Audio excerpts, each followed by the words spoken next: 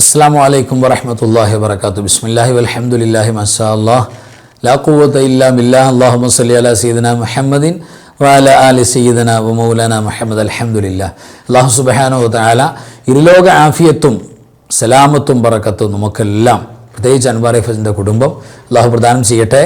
നമ്മുടെ എല്ലാ പ്രയാസ രോഗം അല്ലാഹു മാറ്റി തരട്ടെ. പ്രത്യേകിച്ച് ദുആയിൽ ഓർക്കണം ചേർക്കണമെന്ന് പറഞ്ഞവർ, കമൻറ്റിൽ സന്തോഷം പറയുന്നവർ, ലൈക്ക് ചെയ്ത് കൂടെ നിൽക്കുന്നവർ, ഈ ക്ലാസ് ഒരുപാട് പേർക്ക് ഷെയർ ചെയ്യുന്നവർ, എല്ലാവർക്കും അല്ലാഹു പ്രത്യേക റഹ്മത്ത് നൽകട്ടെ. എല്ലാ മുഅ്മിനീങ്ങൾക്കും മഗ്ഫിറത്ത് കൊടുക്കട്ടെ. നമ്മുടെ മരിച്ചവർക്ക് അല്ലാഹു ജന്നത്ത് കൊടുക്കട്ടെ. ആമീൻ യാ റബ്ബൽ ആലമീൻ. അൽഹംദുലില്ലാഹ്. പ്രിയപ്പെട്ടവരെ, പരിശുദ്ധമായ ശഅബാൻ മാസത്തിൻ്റെ പോരിശാക്കപ്പെട്ട ദിനരാത്രങ്ങളിലൂടെയാണ് നമ്മൾ നടന്നു പോകുന്നത്. അൽഹംദുലില്ലാഹ്. ഈ പരിശുദ്ധമായ മാസത്തിൽ പ്രിയപ്പെട്ടവരെ, നമ്മൾ ചെയ്യേണ്ട പ്രധാനപ്പെട്ട അമലുകളെക്കുറിച്ച് പറഞ്ഞു, ചൊല്ലേണ്ട പ്രധാനപ്പെട്ട സൂറത്തുകൾ പറഞ്ഞു, ആയത്തുകൾ പറഞ്ഞു, ദിക്റുകൾ പറഞ്ഞു, ദുആകൾ പറഞ്ഞു. അതെല്ലാം കഴിവിൻ്റെ പരമാവധി നമ്മൾ ചൊല്ലുന്നവരും ഉപയോഗപ്പെടുത്തുന്നവരുമാണ്. അല്ലാഹു ദായിമാക്കാനുള്ള തൗഫീഖ് നൽകട്ടെ. ആമീൻ യാ റബ്ബൽ ആലമീൻ. അൽഹംദുലില്ലാഹ്. ഇന്ന് നമ്മൾ സംസാരിക്കാൻ പോകുന്ന ടോപ്പിക്ക് ശഅബാൻ മാസത്തിൽ ഒരിക്കലും ചെയ്യാൻ പാടില്ലാത്ത 4 കാര്യങ്ങളെക്കുറിച്ചാണ്. ഇവിടെ എല്ലാ മാസവും പ്രധാനപ്പെട്ട മാസങ്ങളിൽ ചെയ്യേണ്ട കാര്യങ്ങൾ പറയുന്നതോടൊപ്പം നമ്മൾ ഒരിക്കലും ചെയ്യാൻ പാടില്ലാത്ത കാര്യങ്ങൾ പറയുന്നത് പ്രസൻറ്റ് ചെയ്യാനുള്ള കാരണം, ഈ ചെയ്യാൻ പാടില്ലാത്ത കാര്യങ്ങൾ നിലവിൽ തുടരുകയോ ചെയ്യുകയോ ചെയ്താൽ നമ്മുടെ നിലവിലുള്ള നന്മകളെല്ലാം തന്നെ നിർവീര്യമായി പോകും, കൂലി നഷ്ടപ്പെട്ടു പോകും, അല്ലെങ്കിൽ അത് ഫലമില്ലാതെയായി പോകും, അല്ലെങ്കിൽ ഈ ഒരു മാസം തന്നെ നഷ്ടത്തിലായി പോകും, പിന്നെ റമദാനും ആ നഷ്ടം ബാധിക്കും എന്നുള്ളത് കൊണ്ട് കൃത്യമായിട്ട് നമ്മൾ കേട്ട് ആദ്യ അവസാനം മനസ്സിലാക്കണം. പ്രിയപ്പെട്ടവരെ, ശഅബാൻ മാസത്തിൽ ചെയ്യേണ്ട അല്ലെങ്കിൽ ഖൈറുകൾ കിട്ടുന്ന നന്മകളെക്കുറിച്ച് പറയുമ്പോൾ അക്കൂട്ടത്തിൽ ചേർത്തി നമ്മൾ അറിയണം 4 കാര്യങ്ങൾ ഒരിക്കലും നമ്മളിൽ നിന്ന് സംഭവിക്കാൻ പാടില്ല. അതിൽ ഒന്നാമത്തെ കാര്യം നിസ്കാരത്തിലുള്ള അശ്രദ്ധയാണ്. അത് ഒരു കാരണവശാലും ശഅബാനെന്നല്ല, നമ്മുടെ ലൈഫ് ടൈം മുഴുവനും ഒരാൾക്കും, ഒരാണിനും പെണ്ണിനും ഉണ്ടാകാൻ പാടില്ല. നിസ്കാരത്തിൽ അശ്രദ്ധ, ശ്രദ്ധയില്ലായ്മ, സമയത്തെ പരിഗണിക്കാതെ പോവുക, അത് ഏറ്റവും വലിയ അപകടകരമാണ്. നിസ്കരിക്കാൻ പറ്റാത്ത ഒരു വർക്കൗട്ടാണ്, ഒരു ജോലിയാണ് നമ്മുടെ മുന്നിലുള്ളതെങ്കിൽ ഉടൻ തന്നെ അള്ളാഹുവിലേക്ക് എല്ലാ കാര്യവും ഏൽപ്പിച്ച് അതിൽ നിന്ന് നമ്മൾ രാജിയാക്കുകയാണ് വേണ്ടത്. നിസ്കാരം നഷ്ടപ്പെടുത്തുന്ന ഒരു പരിപാടിയും പ്രിയപ്പെട്ടവരെ വിജയിക്കില്ല. നമുക്ക് തോന്നും കുഴപ്പമില്ല, നമുക്ക് തോന്നും എനിക്കിപ്പോൾ പ്രശ്നമില്ലല്ലോ എന്ന്, പക്ഷേ വലിയ അപകടത്തിലേക്ക് അത് ചെന്ന് ചാടുക തന്നെ ചെയ്യും. കാരണം ഈമാൻ ഒരാളുടെ കൽബിൽ ഷഹാദത്ത് കയറിയാൽ പിന്നെ അടുത്തയാൾക്ക് നിർബന്ധമാകുന്ന നിസ്കാരമാണ്. നിസ്കാരം കൊണ്ടാണ് തുടങ്ങുന്നത്, പിന്നെയാണ് നോമ്പിലേക്കും, പിന്നെയാണ് സക്കാത്തിലേക്കും, ഹജ്ജിലേക്കും, ഉംറയിലേക്കൊക്കെ പോകുന്നത്. അതുകൊണ്ട് നിസ്കാരം വളരെ കൃത്യമായിട്ട് ശ്രദ്ധിക്കണം. ഈ ശഅബാൻ തുടങ്ങുന്നതിൻ്റെ തൊട്ടും, അതായത് റജബിൻ്റെ ലാസ്റ്റ് രാവോട് ചേരുന്ന ഒരു സന്ദർഭത്തിൽ തന്നെ ഞാൻ കേട്ടു, ഉസ്താദെ ഇനിയൊന്ന് നിസ്കരിക്കാൻ വേണ്ടി ഒന്ന് ശ്രദ്ധിക്കണം, നിസ്കാരത്തിൻ്റെ കാര്യമൊക്കെ വളരെ പോക്കായി കിടക്കുകയാണ്. പിന്നെ എനിക്കൊരു സമാധാനമുള്ളത്, കഴിഞ്ഞ മാസം ഞാനും കുടുംബം ഉംറക്ക് പോയി എന്നാണ് പറയുന്നത്. എന്നാലോചിച്ച് നോക്കി, കഴിഞ്ഞ മാസം ഞാനും എൻ്റെ ഭാര്യയും കൂടെ ഉംറക്ക് പോയി, അതൊരു സമാധാനമാണ്.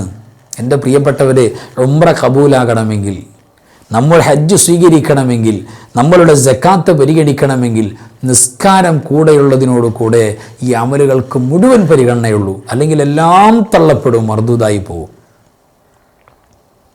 4-മതും 5-മതും നിർബന്ധമാകുന്നൊരു കേസ് നമ്മൾ ജീവിതത്തിൽ ലൈഫിൽ ഒരു വട്ടം ചെയ്തതിനെക്കുറിച്ച് പറയാം, അതൊരു ആശ്വാസം. നിസ്കാരത്തിൻ്റെ കാര്യമൊക്കെ പോക്കാണ്. അപ്പോൾ നിസ്കാരത്തിൻ്റെ കാര്യം ശ്രദ്ധിക്കാതെ പോയാൽ എൻ്റെ പ്രിയപ്പെട്ടവരെ പിന്നെ ഒരു പ്രോഗ്രാമും വിജയിക്കില്ല, എല്ലാം ഫെയിലാകും. അത് ഈ ശഅബാനിൽ നിസ്കാരം ശ്രദ്ധിക്കാത്ത ഒരാൾ പോകുക എന്ന് പറഞ്ഞാൽ, ഇപ്പോൾ ദിക്റുകൾ, ഇപ്പോൾ ആദ്യത്തെ രാവിൽ ദിക്റ് ചൊല്ലിയവരുണ്ട്, ഈ പരിശുദ്ധമായ ശഅബാനിൽ സ്വലാത്തുകൾ ചൊല്ലുന്നവരുണ്ട്, പക്ഷേ നിസ്കാരത്തിൻ്റെ കാര്യം ശ്രദ്ധയില്ല. ആ ഒരവസ്ഥ വന്നാൽ ഏറ്റവും വലിയ അപകടകരമാണ്. നിസ്കാരം ഖളാ ഉള്ള ഒരു മനുഷ്യനെ സംബന്ധിച്ചിടത്തോളം, നിസ്കാരം ഒരാൾക്ക് ഖളാ ഉണ്ട്, അത് ഖളാ വീട്ടാൻ വഖത്തുകൾ കിടക്കുന്നുണ്ട്, അവർക്ക് ദിക്റും സ്വലാത്തും സകല പ്രോഗ്രാമുകളും ഹറാമാണ്. നിർബന്ധമായ ഫറലായ ജീവൻ നിലനിൽക്കാനുള്ള ഭക്ഷണം, ആ ഭക്ഷണം തേടി പോകാനുള്ള പരിപാടി, നിർബന്ധമായും അയാൾക്ക് ഒഴിച്ചുകൂടാൻ പറ്റാത്ത അയാളുടെ ശാരീരിക പ്രവർത്തനം, അത് കഴിഞ്ഞിട്ടുള്ള മുഴുവൻ ഫുൾ ടൈം അയാൾ നിസ്കാരം ഖളാ വീട്ടാൻ വേണ്ടി വിനിയോഗിക്കണം എന്നാണ് ദീനിൻ്റെ കാഴ്ചപ്പാട്. ഈ പരിശുദ്ധമായ റമദാനൊക്കെ വരാൻ പോവുക, ഫർള് അല്ലാഹുള്ള ആൾക്ക് തറാവീഹ് നിസ്കരിക്കാൻ പറ്റുമോ ഉസ്താദേ? ചോദ്യങ്ങൾ ഇങ്ങനെ വന്നുകൊണ്ടിരിക്കും. തറാവീഹ് എന്ന് മാത്രം നിങ്ങൾ ചോദിക്കേണ്ട, ജീവിതത്തിലെ ഒന്നും വെറുതെ ഒരാൾ ഇരുന്നിട്ട് ഫോൺ ഇങ്ങനെ നോക്കിക്കൊണ്ടിരിക്കുകയാണ്, വാട്സപ്പ് നോക്കിക്കൊണ്ടിരിക്കുകയാണ്, ചുമ്മാ അങ്ങോട്ടും ഇങ്ങോട്ടും നടക്കാൻ. രാവിലെ നേരത്തെ വെളുപ്പിനെണിച്ച് ഓടാൻ പോയി, നടക്കാൻ പോയി, നിസ്കാരം കള്ളാവുള്ള ആൾ, എല്ലാം ഹറാമാണ്, എല്ലാം തിന്മയാണ്, കുറ്റങ്ങൾ കൂടുതൽ കൂടുതൽ വരികയാണ്. അപ്പം അത്ര മസ്റ്റാണ് നിസ്കാരം. ആ നിസ്കാരം പ്രിയപ്പെട്ടവരെ നമ്മൾ പരിഗണിക്കാത്തൊരവസ്ഥ ഉണ്ടായാൽ അപകടകരമാണ്. ഇപ്പോൾ എനിക്ക് തന്നെ ഒരുപാട് പേരെ അറിയാം, അവർ 4 മണിക്ക് എണിച്ച് നടക്കാൻ പോകുന്നവരാണ്, ഫാമിലി ആയിട്ട് പോകുന്നവരുണ്ട്, അല്ലാതെ സിംഗിളായിട്ട് പോകുന്നവരുണ്ട്. പക്ഷേ സുബഹി നിസ്കാരം നടത്തമൊക്കെ കഴിഞ്ഞ് വന്ന് ചിലപ്പോൾ 7 മണി 7:30 നിസ്കാരം കള്ളാകുന്ന അവസ്ഥ. ഒരു വിഭാഗം അവർ പിന്നെ വാക്കിംഗ് ഒക്കെ കഴിഞ്ഞ് മടങ്ങി വന്നിട്ട് അവർ പിന്നെ ഒന്ന് റെഡിയായിട്ട് കുളിച്ച് ഫ്രഷായിട്ട് നിസ്കരിക്കും, നിസ്കാരം കള്ളായി പോകും. ഹറാമാണ് ആ നടത്തം. ആ നടത്തം ഫിസിക്കലി ആരോഗ്യം പ്രതീക്ഷിക്കേണ്ട എന്ന് മാത്രമല്ല പ്രിയപ്പെട്ടവർ, നമുക്ക് ഇനി അവിടെ നിന്ന് അങ്ങോട്ടുള്ള ഫ്യൂച്ചർ ലൈഫ്, അത് മരണത്തിന് മുമ്പായാലും മരണനേരമായാലും ഖബറായാലും നാളത്തെ വിചാരണ കോടതിയായാലും എവിടെയും നമ്മുടെ ലൈഫ് തകർന്നു പോകുന്ന ഏറ്റവും വലിയ തിന്മയാണ്. രാവിലെ നടക്കാൻ പോകുന്നവർ ആ ചെയ്യുന്ന പ്രവർത്തനം ഹറാമാണ്. നിസ്കാരം ഇല്ലെങ്കിൽ, സുബഹി നിസ്കാരം ഇല്ലെങ്കിൽ, അല്ലെങ്കിൽ അത് ഖളാ ആകുന്നുണ്ടെങ്കിൽ ഭയങ്കര ഡേഞ്ചറാണ്. അതൊരിക്കലും ഉണ്ടാകാൻ പാടില്ല. അപ്പോൾ തീർച്ചയായിട്ടും നിസ്കാരം ശ്രദ്ധിക്കാത്തൊരവസ്ഥ തുടരുന്നുണ്ടെങ്കിൽ ഒരിക്കലും അത് ചെയ്യാൻ പാടില്ല. ആ ഒരവസ്ഥയിൽ നമ്മൾ മാറണം, നിസ്കാരം ഉണ്ടാകുന്ന അവസ്ഥയിലേക്ക് മാറണം. ഇനി കേട്ടോളൂ, രണ്ടാമത്തെ പ്രിയപ്പെട്ടവരെ, പരിശുദ്ധമായ ശഅബാൻ വലിയ ആദരവുള്ള ബഹുമാനമുള്ള മാസമാണ്. അതായത് യതശഅബു ഫീഹി ഖൈറുൻ കസീറുൻ, ധാരാളം ഖൈർ, അധികരിച്ച നന്മകൾ ഉമ്മത്തിന് അല്ലാഹു സുബ്ഹാനഹു വ തആല ചൊരിഞ്ഞു കൊടുക്കുന്ന വളരെ പ്രധാനപ്പെട്ട ഒരു മാസമാണ്. ഈ മാസത്തിന് നബി സല്ലല്ലാഹു അലൈഹി വസല്ലം തങ്ങളോട് വല്ലാത്ത അറ്റാച്ച്മെൻ്റുള്ള മാസമാണ്. ശഅബാനു ശഹരി, ശഅബാൻ എൻ്റെ മാസമാണെന്ന് പറഞ്ഞിട്ടുണ്ട്. അപ്പം ഞാൻ എൻ്റെ മോനാണ് എന്ന് പറഞ്ഞിട്ട് പരിചയപ്പെടുത്തുമ്പോൾ ആ മോനെ ഒരാൾ കളിയാക്കുക, ഒരാൾ തല്ലുക, ഒരാൾ നിസ്സാരവൽക്കരിക്കുക, ആക്ഷേപിക്കുക, ബുദ്ധിമുട്ടാക്കുക, അത് എന്നെ ബുദ്ധിമുട്ടാക്കുന്ന പോലെയാണ്. എൻ്റെ മോനെ പ്രയാസപ്പെടുന്നത്, എൻ്റെ മോളെ പ്രയാസപ്പെടുന്നത്, അങ്ങനെയാണല്ലോ. അപ്പോൾ ശഅബാനു ശഹരി, ശഅബാൻ എൻ്റെ മാസമാണ് നബി സല്ലല്ലാഹു അലൈഹി വസല്ലം തങ്ങൾ പറഞ്ഞിരിക്കുകയാണ്. അതുകൊണ്ട് ആ മാസത്തിനോടുള്ള അനാദരവ്, ബഹുമാനക്കേട് സംസാരത്തിലായാലും പ്രവർത്തനത്തിലായാലും ഉണ്ടാകാമെന്ന് പറയുന്നത് നബി സല്ലല്ലാഹു അലൈഹി വസല്ലം തങ്ങളെ അനാദരിക്കുന്ന പോലെയാണ്, ബഹുമാനിക്കാത്ത പോലെയാണ്. അതിൻ്റെ ഗൗരവം എത്രയുണ്ടെന്ന് ആലോചിച്ച് നോക്കി. ഈമാൻ വരെ തകർന്നു പോകും. അമലിൻ്റെ കൂലി കിട്ടില്ല എന്നല്ല, ഈമാൻ വരെ തകർന്നു പോകുന്ന, നഷ്ടമാകുന്ന ഏറ്റവും ഡേഞ്ചർ തിന്മയാണ്. അതൊരിക്കലും ഉണ്ടാകാൻ പാടില്ല. നമ്മുടെ വിശ്വാസത്തിന് ഡാമേജ് വരുത്തും. അതുകൊണ്ട് തീർച്ചയായിട്ടും പ്രിയപ്പെട്ടവരെ ശ്രദ്ധിച്ചു കൊടുക്കണം. അനാദരവിൻ്റെ സംസാരമോ വാക്കോ പോസ്റ്റുകളോ ഒന്നും ഉണ്ടാകാൻ പാടില്ല.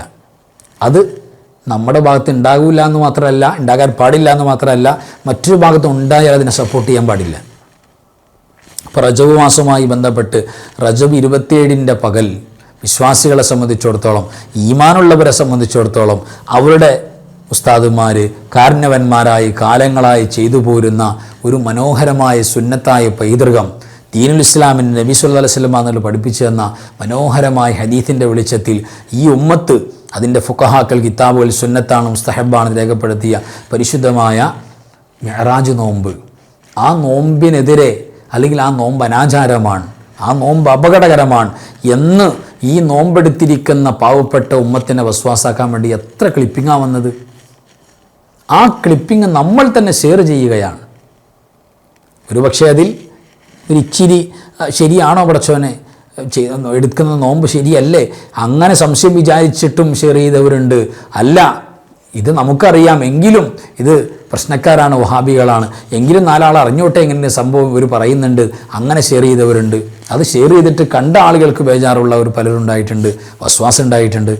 അപ്പോൾ തീർച്ചയായിട്ടും പ്രിയപ്പെട്ടവരെ, നമ്മൾ അനാദരവിൻ്റെ ഒന്നും നമ്മളായിട്ടുണ്ടാക്കാൻ പാടില്ല എന്ന് മാത്രമല്ല, അതിൻ്റെ പ്രൊഡ്യൂസിങ് നമ്മൾ നടത്താൻ പാടില്ല എന്ന് മാത്രമല്ല, വേറൊരാൾ നടത്തിയാൽ അതിനെ നമ്മൾ സപ്പോർട്ട് ചെയ്ത് കൊടുക്കാൻ പാടില്ല, അതിനെ മൈൻഡ് ചെയ്യാൻ പാടില്ല.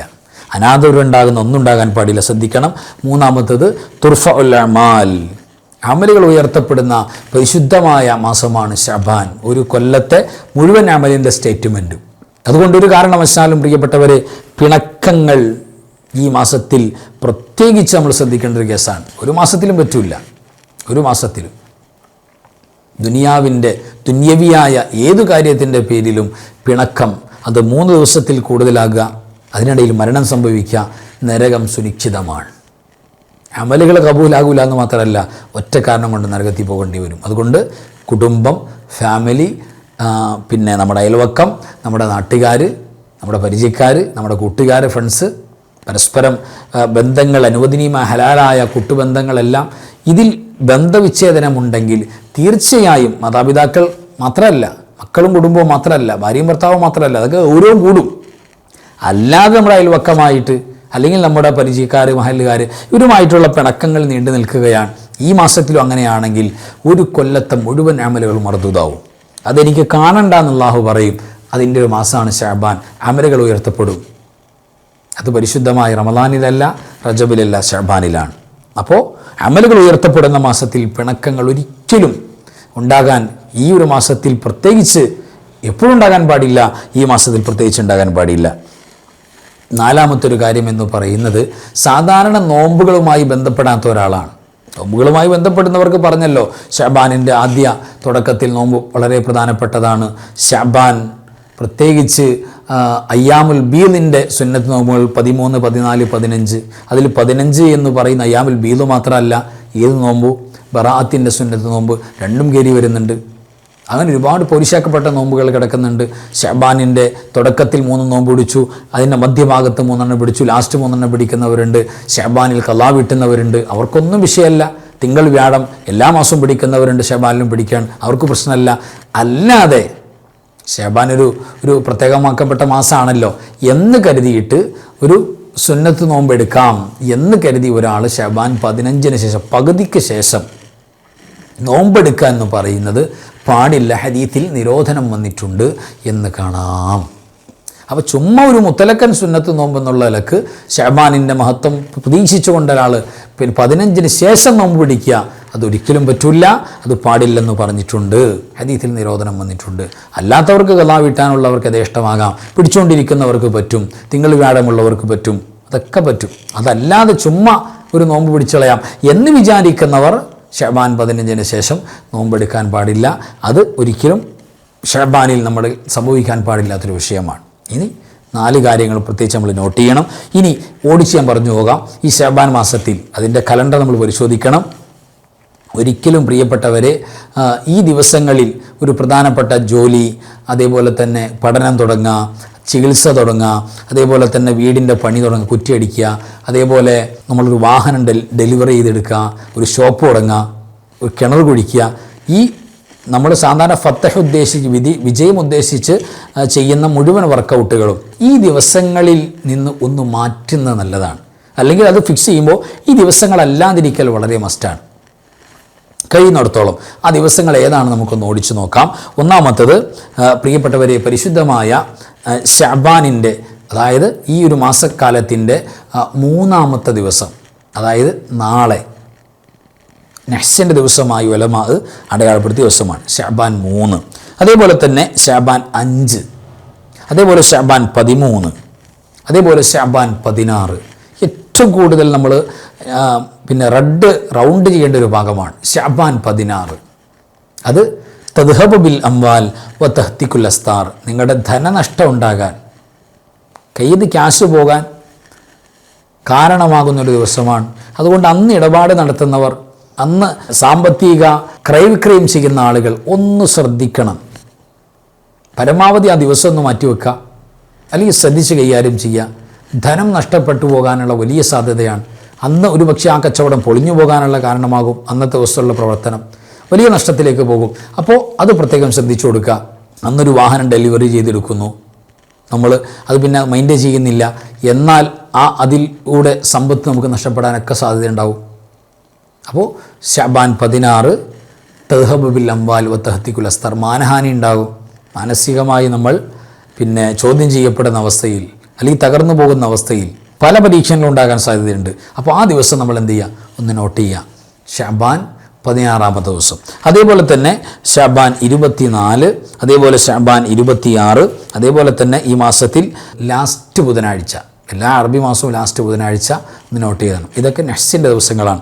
ഏറ്റവും കൂടുതൽ ഗൗരവത്തോടെ നമ്മൾ കാണേണ്ടത് ശഅബാൻ 16 എന്ന് പറയുന്ന ദിവസമാണ്. ഇനി ദിവസങ്ങളിൽ നിർബന്ധ സാഹചര്യങ്ങൾ കൊണ്ട് എന്തെങ്കിലും പ്രോഗ്രാം വേണ്ടി വന്നാൽ അന്നത്തെ സുബഹി നിസ്കാരം നിർബന്ധമായും ഖളാ ആകാതെ നിസ്കരിച്ച് പരമാവധി ജമാഅത്തായി നിസ്കരിക്കാൻ ശ്രമിച്ച് നിസ്കാരം കഴിഞ്ഞ് ദിക്റുകളൊക്കെ കഴിയുമ്പോൾ പരിശുദ്ധമായ സൂറത്തുൽ ഇഖ്ലാസ് ഖുൽ ഹുവല്ലാഹു അഹദ് 3 സൂറത്ത് 3 വട്ടം ഓതുക. ഖുൽ ഹുവല്ലാഹു അഹദ് 3 വട്ടം, അതേപോലെ തന്നെ സൂറത്തുൽ ഫലഖ് ഖുൽ അഊദു ബിറബ്ബിൽ ഫലഖ് 3 വട്ടം, അതേപോലെ തന്നെ സൂറത്തുൽ നാസ് ഖുൽ അഊദു ബിറബ്ബിൻ നാസ് 3 വട്ടം. അപ്പോൾ സൂറത്തുൽ ഇഖ്ലാസും ഫലക്കും നാസും ഈ 3 സൂറത്തുകൾ 3 വട്ടം വീതം ഓതി നമുക്ക് അള്ളാഹുവിലേക്ക് തവക്കുൽ ചെയ്ത് കാര്യങ്ങളിലേക്ക് പ്രത്യേകിച്ച് നമുക്ക് പ്രവേശിക്കാം. നിർബന്ധ സാഹചര്യമാണെങ്കിൽ, വേറെ നിർവാഹമില്ലെങ്കിൽ കുഴപ്പമൊന്നുമില്ല.